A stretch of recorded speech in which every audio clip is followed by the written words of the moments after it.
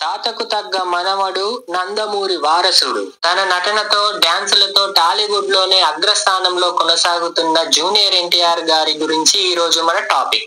Hi friends, మీరు మొదటిసారి నా ఛానల్ ని చూస్తూ ఉంటే నా ఛానల్ కి సబ్స్క్రైబ్ చేసుకోండి. అలాగే వీడియోకి లైక్ చేయండి, షేర్ చేయండి. వీడియో ఎలా ఉందో కమెంట్ బాక్స్ లో కమెంట్ చేయండి. అది నెగిటివ్ అయినా పాజిటివ్ అయినా పర్లేదు, కమెంట్ బాక్స్ లో కమెంట్ చేయండి.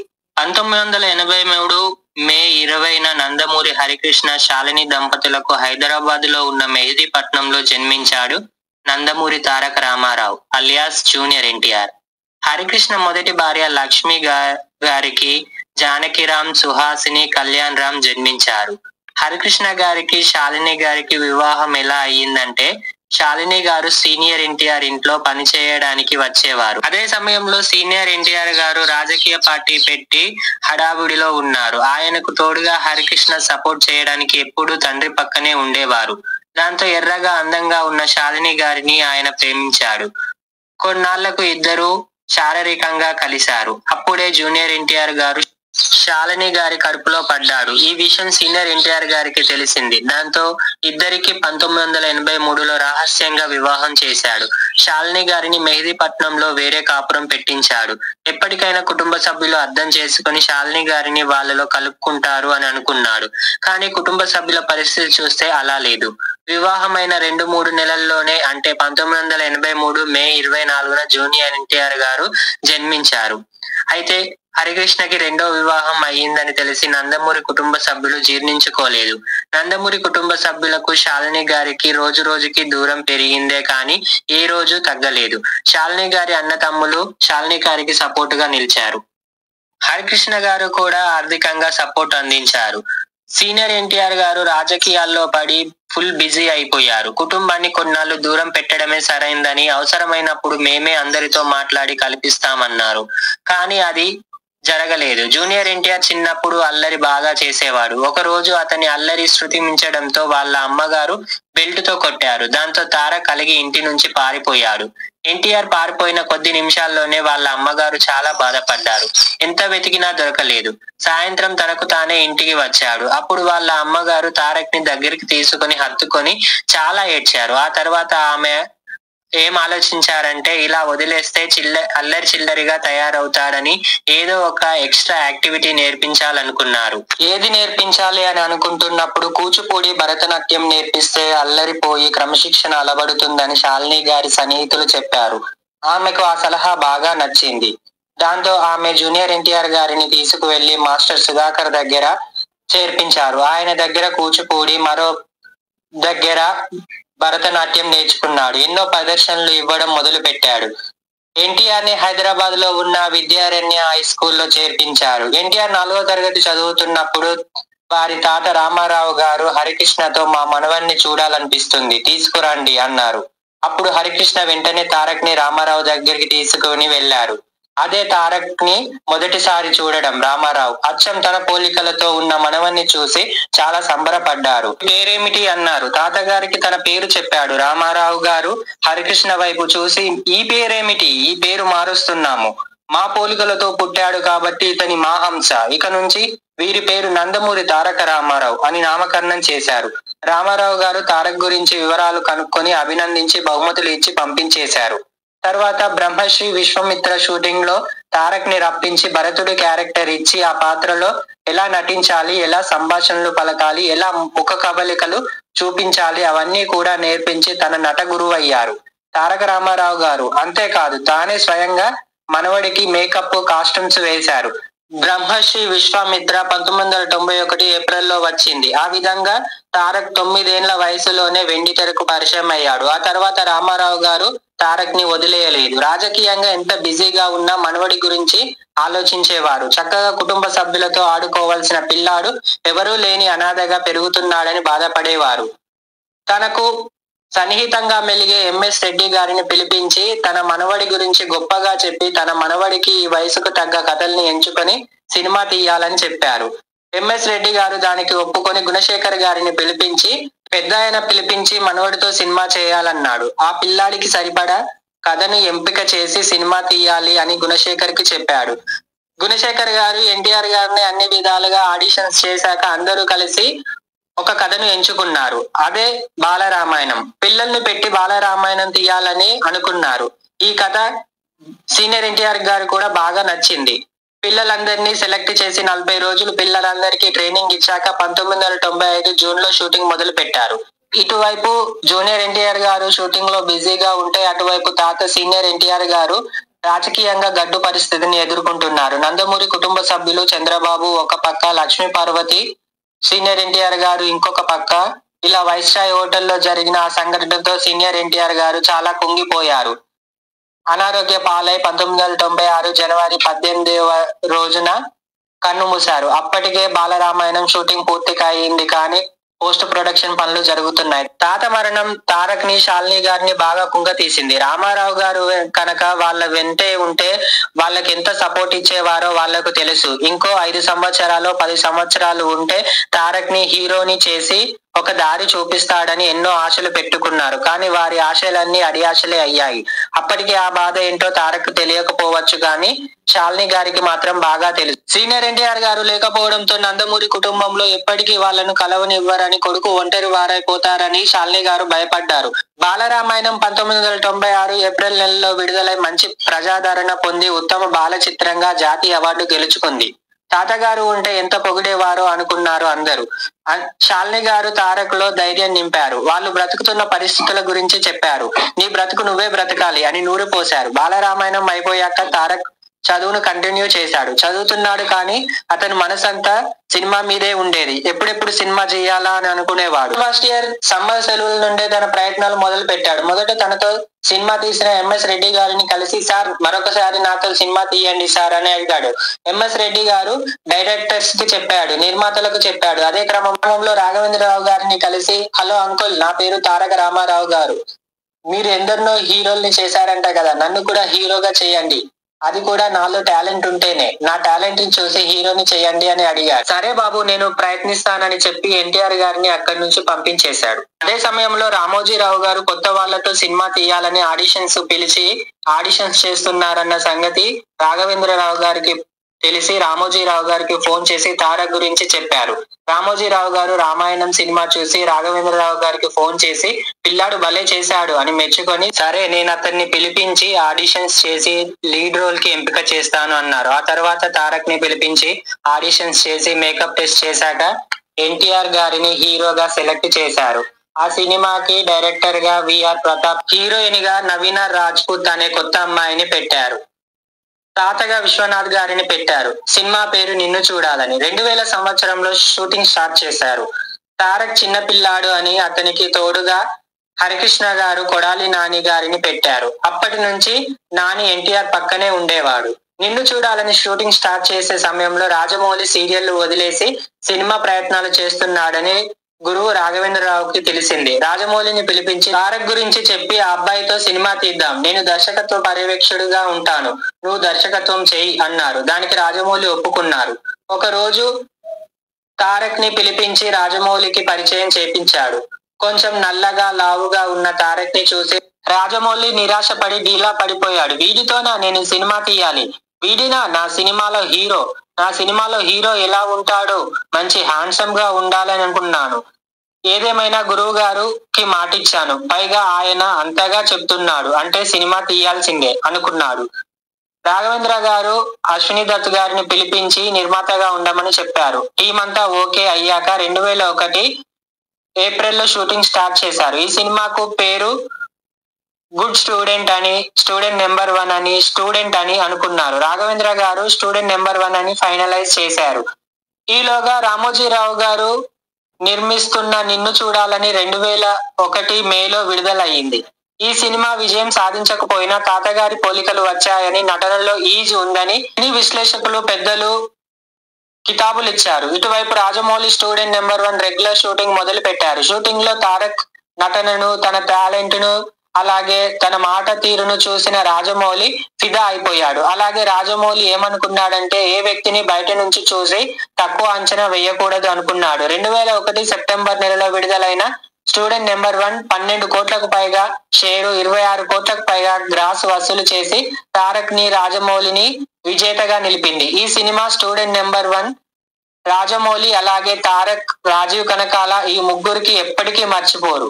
స్టూడెంట్ నెంబర్ 1 జరుగుతున్నప్పుడే రుద్రరాజు సురేష్ వర్మ దర్శకత్వంలో సుబ్బు అనే సినిమా కూడా మొదలయ్యింది. సుబ్బు కూడా 2001 డిసెంబర్ లో రిలీజ్ అయ్యింది, కానీ విజయం అందుకోలేకపోయింది. ఇక్కడే ఇంకొక విషయం ఏంటంటే స్టూడెంట్ నెంబర్ 1 సాంగ్స్ స్విట్జర్లాండ్ లో షూటింగ్ జరుగుతున్నప్పుడు నల్లమల్ల బుజ్జి కలిసి మీకోసం కో డైరెక్టర్ వినాయక్ అనే కుర్రాడు ఒక కథ రాశాడు, అది మీరు ఖచ్చితంగా వినాలి అని అడిగాడు. ఎన్టీఆర్ ని అప్పటికే చాలా మంది కలిసి కథలు చెప్పడంతో ఆ కథలన్నీ విని విసిగిపోయాడు. ఇప్పుడు ఈ కథ వినలేను, హైదరాబాద్ వెళ్ళాక వింటానండి అని చెప్పి పంపించేశాడు. హైదరాబాద్ వెళ్ళాక కూడా నల్లమల్ల బుజ్జి తారక్ ని వదలలేదు, ఎప్పటికీ ఫోన్లు చేసి విసిగించేవాడు. దాంతో ఎన్టీఆర్ విసిగిపోయి వీళ్ళని ఒకసారి రప్పించి కథ విని నచ్చలేదని పంపిస్తే వీళ్ళ నస వదులుతుంది అనుకున్నాడు. ఆ ప్రాసెస్ లో భాగంగా ఒకసారి బుజ్జితో వినాయకుని తీసుకొని రండి, బట్ అరగంట మించి టైం ఇవ్వలేను అన్నాడు. అప్పుడు బుజ్జి వినాయక్ ని తీసుకొని ఎన్టీఆర్ ని కలిశాడు. ఎన్టీఆర్ వినాయక్ తో కథంతా చెప్పొద్దు, ఇంట్రో, ఇంటర్వల్, క్లైమాక్స్ చెప్పండి చాలు అన్నాడు. అందుకు వినాయక్ ఇంట్రో ఒకటే చెప్తాను, నచ్చితే వినండి, లేదంటే మేం వెళ్ళిపోతాం, మీ సమయం వృధా చేయదలుచుకోలేదు అన్నాడు. ఇంట్రో వినగానే కథని కంటిన్యూ చేయమన్నాడు ఎన్టీఆర్. అలా 2-3 గంటల సేపు కథ విన్నాడు. అది ఒక లవ్ స్టోరీ. ఆ కథ నచ్చడంతో వినాయక్ తో ఎన్టీఆర్ ఈ కథ మనం చేస్తున్నాం అని అన్నాడు. బయటకు వచ్చాక బుజ్జి అనౌన్స్ కూడా చేశాడు. అంతా బాగుందనుకుంటున్న సమయంలో కొడాలి నాని వచ్చి లవ్ స్టోరీ వద్దు బాబు, మాస్ సినిమాలు చేయడం బెస్ట్ అని చెప్పాడు. ఎన్టీఆర్ కూడా ఆలోచించాడు. నిన్ను కోరాలని సుబ్బు సినిమాలు పోవడంతో వెనకడుగు వేసి నాని అన్న చెప్పింది కరెక్టే కదా అనుకొని వినాయక్ ను పిలిపించి లవ్ స్టోరీ వద్దు, మాస్ స్టోరీ ఉంటే చెప్పమన్నాడు. మాస్ కథ లేకపోవడంతో ఆ మాట వినగానే వినాయక్ డీలా పడిపోయాడు. కానీ మిస్ అవ్వకూడదు ఎలా అని అప్పటికప్పుడు తాను ఎప్పుడో 2 లైన్లు రాసి పెట్టుకున్న కథ గుర్తుకొచ్చింది. అందులో ఒకటి చిన్న పిల్లాడు బాంబులు విసరడం, ఇంకోటి గాల్లోకి సుమోలు విసరడం. ఈ 2 పాయింట్లు వినగానే ఎన్టీఆర్ కి ఇవి నాకు చాలా బాగా హెవీ అయిపోతాయేమో అన్నాడు. అయితే ఒక పని చేయండి, నాకు వారం రోజుల సమయం ఇవ్వండి, కొత్త కథ మొత్తం సిద్ధం చేసుకొని వస్తాను, నచ్చితే చేద్దాం, లేదంటే మీ డేట్స్ ఎవరికైనా ఇచ్చేయండి అన్నాడు. ఎన్టీఆర్ దానికి ఒప్పుకున్నాడు. వినాయక్ చాలా కష్టపడి కేవలం 2 రోజుల్లోనే 52 సీన్లతో కథను సిద్ధం చేసి ఎన్టీఆర్ కి వినిపించాడు. కథ విన్నాక ఎన్టీఆర్, వినయ్ అన్న, మనం ఈ కథనే సినిమాగా చేస్తున్నాం, దీనికి మరి తిరుగులేదు అని ఫైనలైజ్ చేశాడు. తనతో సినిమా తీయాలని ఎన్ని రోజులుగానో తిరుగుతున్న నిర్మాత బూరుగుపల్లి శివరామకృష్ణను నిర్మాతగా పెడదామన్నాడు. కానీ తనను డైరెక్టర్ చేయడానికి అహర్నిశలు కష్టపడ్డ బుజ్జిని మధ్యలో వదిలేయలేనని వినయ్ వినయంగా చెప్పడంతో వినాయక్ నిజాయితీకి నచ్చి ముందు అనుకున్న టీంతోనే షూటింగ్ చేయమన్నాడు తారక్. ఆ సినిమా పేరే ఆది. 2001 సెప్టెంబర్ లో షూటింగ్ స్టార్ట్ చేసి 2002 మార్చిలో విడుదల చేశారు. 3 కోట్లతో నిర్మించిన ఆది 20 కోట్ల షేరు, 45 కోట్ల గ్రాస్ వసూలు చేసి బాక్సాఫీస్ రికార్డులు బద్దలు కొట్టింది. ఎన్టీఆర్ ని స్టార్ హీరోగా, వినాయక్ ని స్టార్ డైరెక్టర్ గా నిలబెట్టింది. సుబ్బు జరుగుతున్నప్పుడే బి గోపాల్ గారు ఒక కథను ఓకే చేయించుకున్నారు, అదే అల్లరి రాముడు. ఆ సినిమా ఆది రిలీజ్ అయిన 4 నెలలకే విడుదలయ్యింది, కానీ అల్లరి రాముడు ఎబో యావరేజ్ గా నిలిచింది. సమరసింహారెడ్డి సమయంలోనే విజయేంద్ర ప్రసాద్ గారు బాలకృష్ణ కోసం ఒక కథ సిద్ధం చేసుకున్నారు. అయితే బాలకృష్ణ దాన్ని రిజెక్ట్ చేసి నరసింహనాయుడు ఓకే చేశారు. దీంతో విజయేంద్ర ప్రసాద్ గారు ఆ కథను పక్కకు పడేశాడు. బాలకృష్ణతో తప్ప మరెవరితో తీయలేమని ఆయన ఉద్దేశం. ఆ కథ అప్పుడెప్పుడో రాజమౌళి విన్నాడు. చాలా రోజుల తర్వాత ఆ కథను బయటికి తీశాడు. రాజమౌళి దాన్ని ఎన్టీఆర్ కు తగ్గట్టుగా చేర్పులు మార్పులు చేసి ఎన్టీఆర్ కు వినిపించాడు. ఎన్టీఆర్ కి ఆ కథ పిచ్చగా నచ్చేసింది. ఈలోగా ఎన్టీఆర్ డికే సురేష్ దర్శకత్వంలో నాగా మూవీని ఒప్పుకున్నాడు. ఫినిష్ కూడా చేశాడు. రాజమౌళి దర్శకత్వంలో సినిమా షూటింగ్ స్టార్ట్ అయ్యింది. సినిమా పేరు సింహాద్రి. 2003 జూలైలో విడుదలైన సింహాద్రి సినిమా గురించి ప్రపంచంలో ఉన్న ఏ తెలుగోడికి చెప్పాల్సిన అవసరం లేదు. ఈ సినిమా సృష్టించిన బీభత్సం అంతా ఇంతా కాదు. ఎన్టీఆర్ తన నటనతో, డాన్సులతో సినీ ప్రపంచాన్ని షేక్ చేశాడు. అప్పట్లో ఈ సినిమా విజయం ఒక సునామీ అని చెప్పుకోవచ్చు. ఈ సినిమా విజయంతో 25 సంవత్సరాలు రారాజుగా వెలుగుతున్న మెగాస్టార్ ని సైతం సైడ్ చేశాడంటే మామూలు విషయం కాదు జూనియర్ ఎన్టీఆర్. జూనియర్ ఎన్టీఆర్ నట విశ్వరూపం ఇందులో చూడొచ్చు. తాతకు తగ్గ మనవడుగా తెలుగు ప్రజలంతా ఒప్పుకున్నారు. నందమూరి వంశంలో కూడా కదలికలు మొదలయ్యాయి. వీడు మావాడే, వాడు మావాడే, రికార్డులు తిరగ రాయాలన్నా, రికార్డులు సృష్టించాలన్నా అది మా వాళ్ళకే చెల్లుతుంది అని అనడం మొదలు పెట్టారు. కళ్యాణ్ రామ్, జానకిరామ్ మా తమ్ముడు అని పిలవడం మొదలు పెట్టారు. బాలకృష్ణ అవేమి అంగీకరించపోయినా కొంత టెంపర్ అయితే తగ్గింది. ఎక్కడ చూసినా ఎన్టీఆర్, ఎవరి నోట విన్నా ఎన్టీఆర్ ఎన్టీఆర్. సింహాద్రి తర్వాత ఎన్టీఆర్ క్రేజ్ అమాంతం ఆకాశానికి ఎక్కేయడంతో ఆ క్రేజ్ ని ఎన్టీఆర్ అందుకోకపోవడం వల్ల మెగాస్టార్ ని గురించి కొంచెం తక్కువ చేసి మాట్లాడాడు. అది తన గర్వానికి, తెలియని తనానికి మచ్చగా కొన్నాళ్ళు నిలిచిపోయింది. తర్వాత తన తప్పును ఒప్పుకొని క్షమాపణలు కూడా అడిగాడు. అది ఎన్టీఆర్ గారి గొప్పతనం.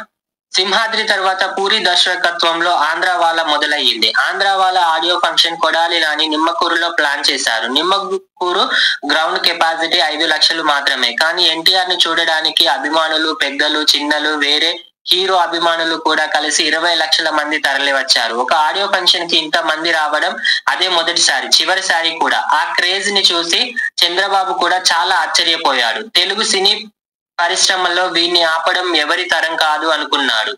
సినీ పెద్దలు, చంద్రబాబు, తెలుగు ప్రజలు కూడా.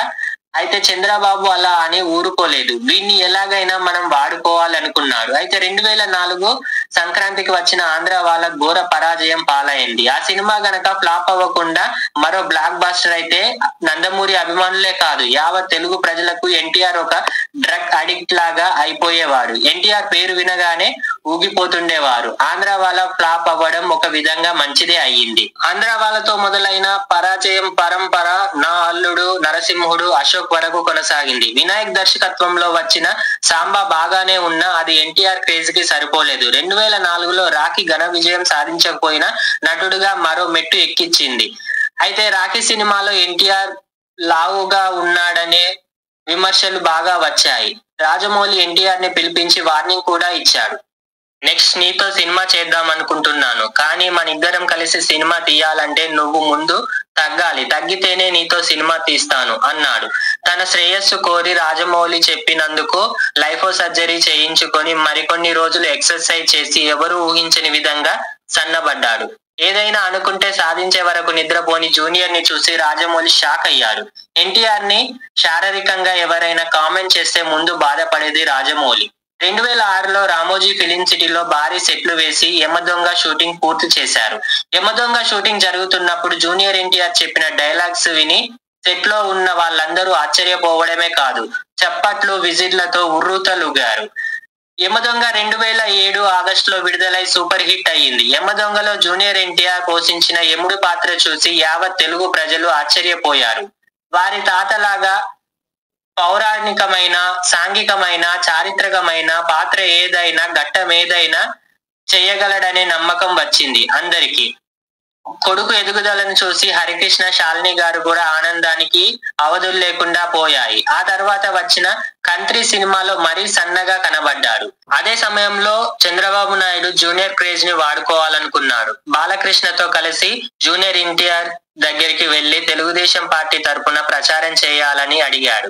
బాబాయ్ బాలకృష్ణ మరియు చంద్రబాబు స్వయంగా రావడంతో టీడీపీకి ప్రచారం చేయమని అడగడంతో ఉబ్బి తబ్బుబ్బైపోయాడు. ఇలా చేస్తేనైనా కుటుంబ సభ్యులు తనని దగ్గరకు తీసుకుంటారని అనుకున్నాడు.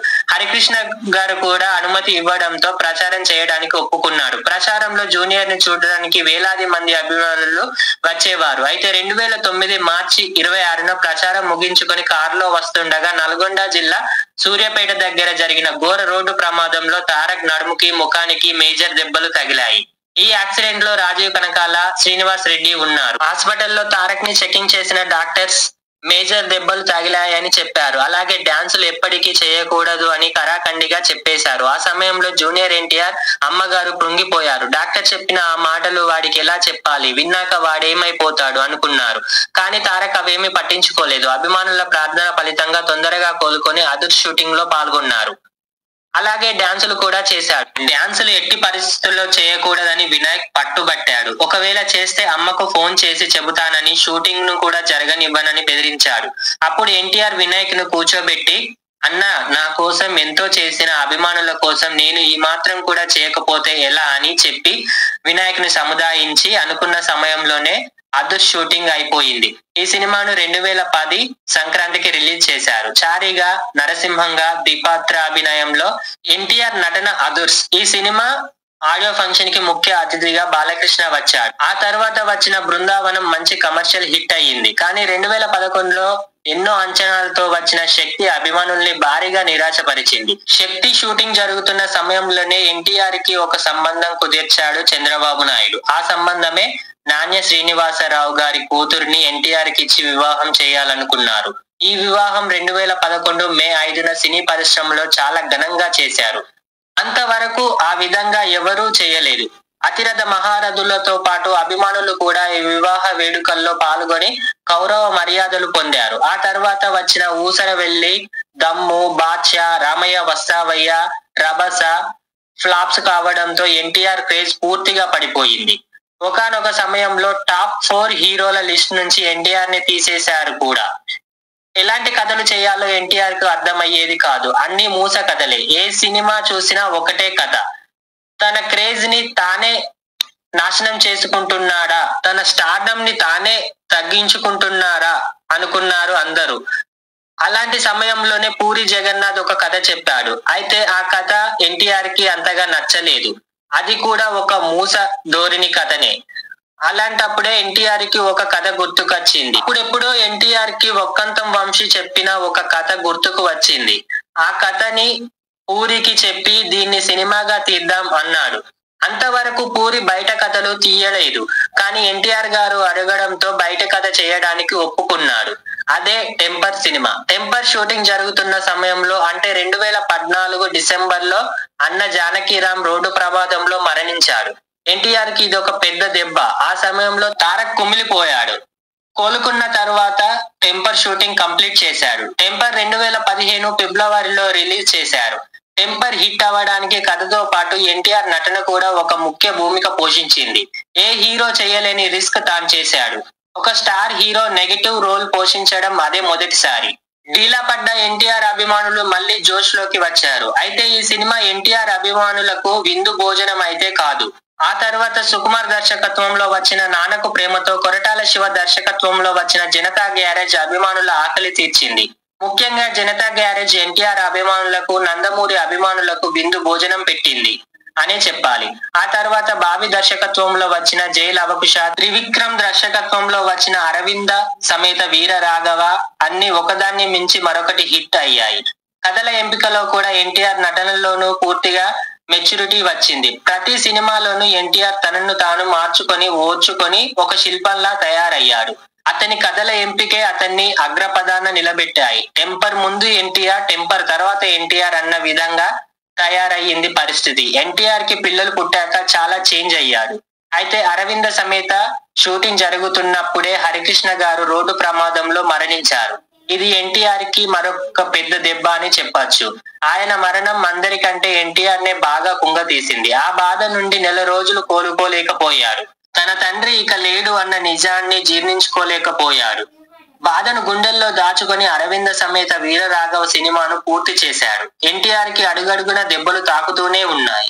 తాత మరణం, తనకు యాక్సిడెంట్, అన్నయ్య మరణం, తండ్రి మరణం, ఎవరు అంచనా వేయలేనంత క్రేజ్, అలాగే ఎవరు ఊహించని విధంగా ఫెయిల్యూర్స్, ఇలా ఎన్ని కష్టాలు ఎన్టీఆర్ కే వచ్చాయి. 38 ఏళ్ల వయసులో 20 ఏళ్ల సినిమా కెరియర్ లో అతను అనుభవించింది ఏదీ లేదు.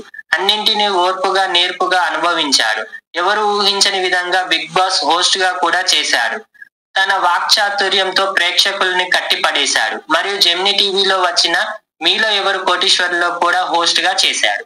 ఆ తర్వాత రాజమౌళి గారు ఒకరోజు ఎన్టీఆర్ గారిని పిలిపించి త్రిబుల్-ఆర్ కథ చెప్పాడు. త్రిబుల్-ఆర్ కథ ఎన్టీఆర్ కి బాగా నచ్చింది. త్రిబుల్-ఆర్ లో రామ్ చరణ్ అండ్ ఎన్టీఆర్ ఇద్దరు హీరోలు. కానీ ఎన్టీఆర్ కి తన క్యారెక్టర్ లెంత్ చాలా చిన్నగా ఉంది అనిపించింది. కానీ రాజమౌళి మీద ఉన్న నమ్మకంతో సినిమాకు ఒప్పుకున్నాడు. త్రిబుల్-ఆర్ లో ఎన్టీఆర్ కొమరం భీం క్యారెక్టర్ లో నటించాడు.